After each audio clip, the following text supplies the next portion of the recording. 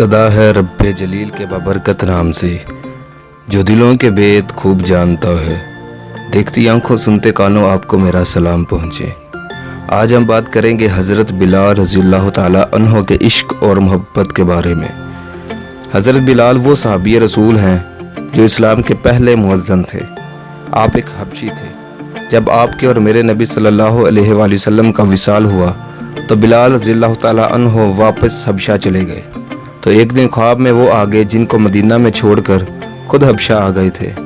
نبی پاک علیہ الصلوۃ والسلام خواب میں آ گئے اور کہا، بلال یہ کیا بات ہوئی، ہمیں چھوڑ کر حبشہ آ گئے، آؤ اور آ کر مدینہ میں اپنی اذان پڑھو۔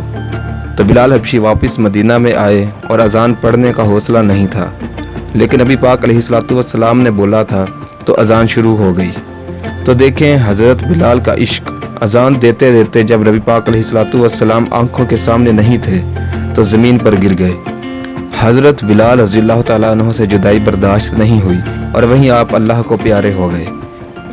اس موقع پر غلام فرید نے کیا شعر لکھا ہے، اچیاں لمیاں لال کھجوراں اتے پتر جنہ دے ساوے، جس دم نال ہے پریت ساڈی مینوں او دم نظر نہ آوے، گلیاں سونج اجاڑ دسن نالے ویڑا کھاون آوے، یار فرید اتے کی وسنا جتھے یار نظر نہ آوے۔